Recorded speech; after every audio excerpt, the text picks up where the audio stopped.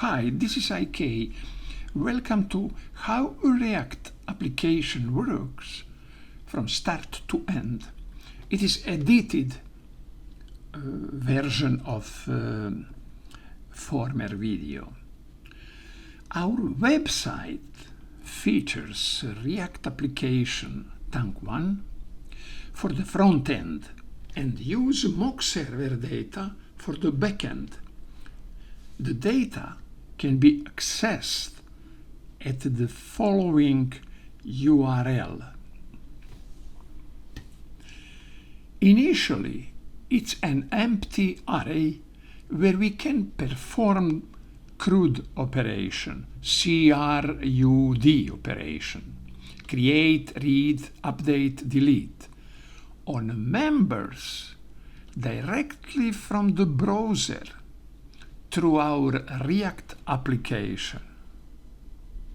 In this context, members refer to posts, where each post is represented as an object with properties including ID, title, and content. You can either use the same URL or, even better, host your project for free on the same mock server at this address. When you enter the URL of a React application, the HTTP request process begins by loading the index.html file from the public directory into the browser. This is similar to any other HTTP request response cycle. Typically, in this protocol, the index.html serves as the home page and is loaded. However, as we will soon discover, for a React application, this index.html file doesn't function as the traditional home page. Once it has loaded, the browser proceeds to load the entire JavaScript codebase of the React application. After the loading process is completed, index.html triggers the execution of index.js. Subsequently, index.js initiates the rendering of the app.js component, which in turn calls add_post_form.js and post_list.js. JavaScript is language for manipulation of HTML elements in documents object model. Because of that, at first have to be loaded entire document object model, DOM, and after it, JavaScript. It is a reason why here also have to be at first loaded until the end index.html, and after that JavaScript file index.js.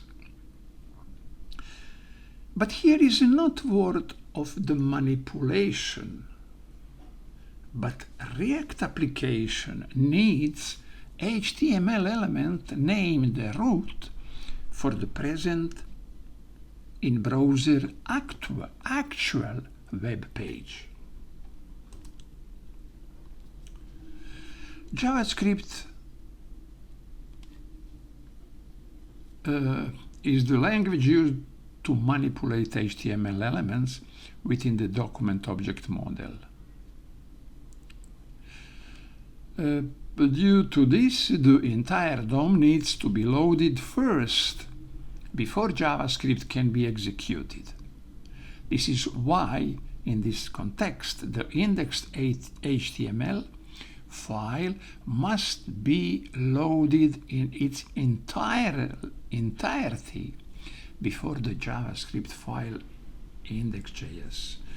However, it's worth noting that in the case of React application, we're not talking about traditional manipulation. Instead, React requires an HTML named root to render the current web page in the browser.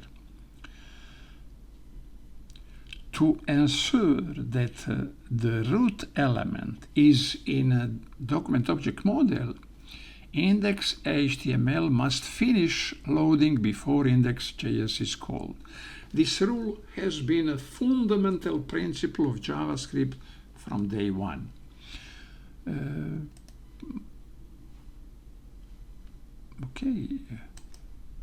I read 2 times same, okay, or it is the same in a book, I must edit it, but never mind, not bad to repeat.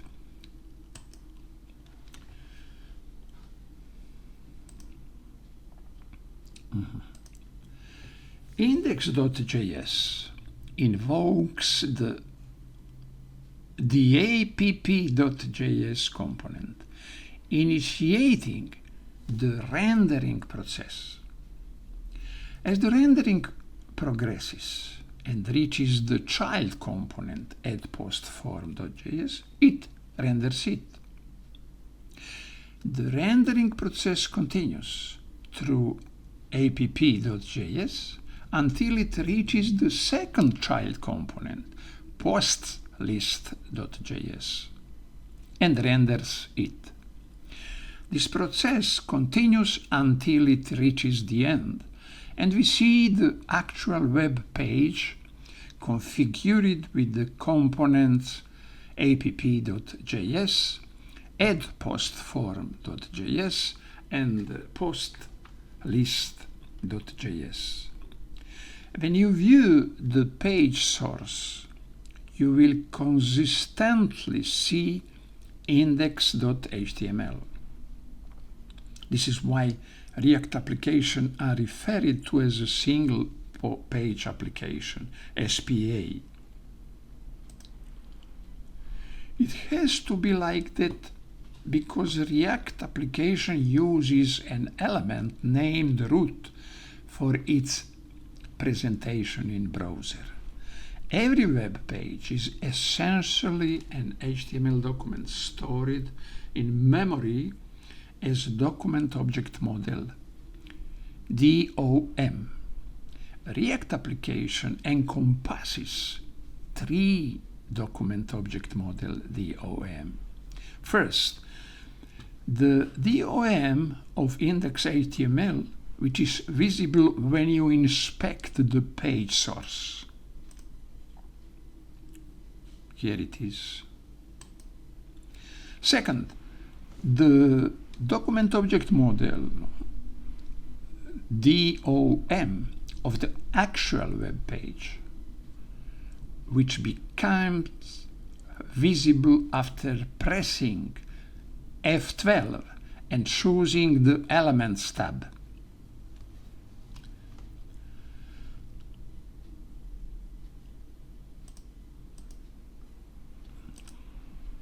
Third, the document object model DOM of the virtual web page is always active and isn't directly visible to the user.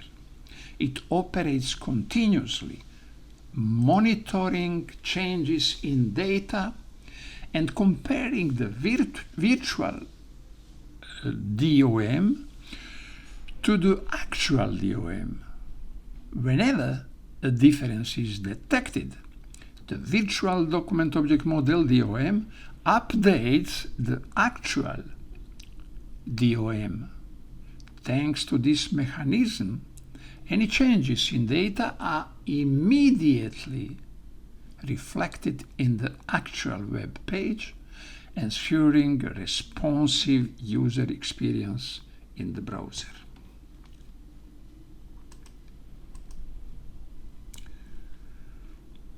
Here is a data source post on a mock server. A data named post in the browser with add post form.js.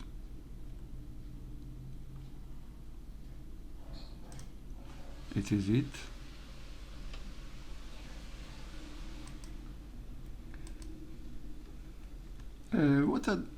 What are the advantages of using React? I spoke about it.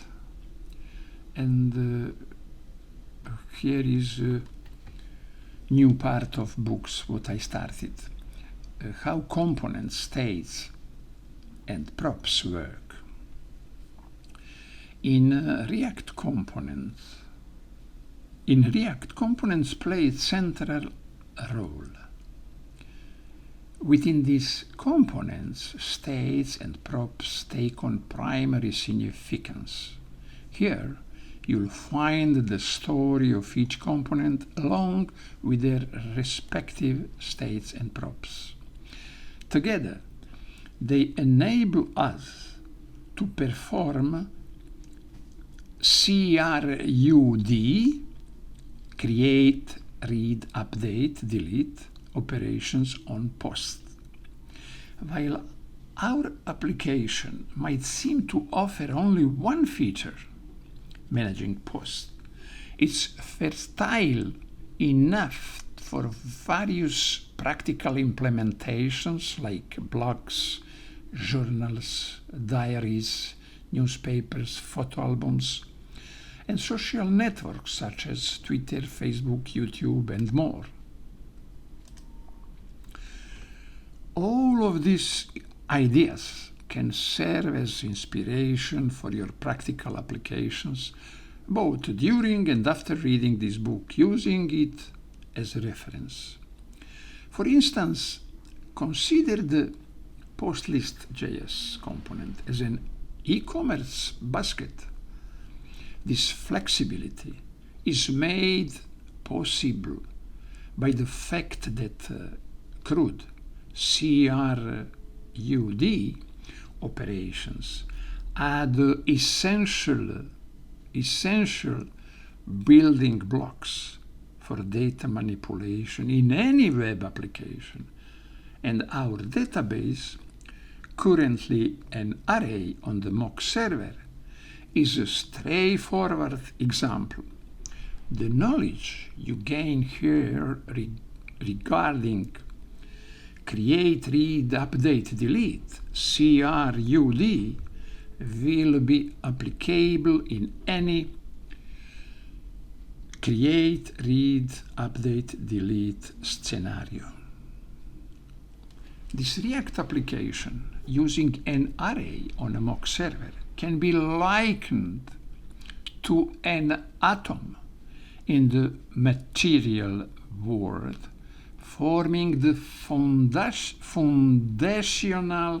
substance from which you construct complex websites. Everything complex is built upon foundation of many simple components, and this book presents one such foundational component. With the knowledge and practice gained from this book, you will proceed with self-confidence. Now, let's dive into the story of the components, states and props, collectively referred to as a data flow. Thank you for watching this video.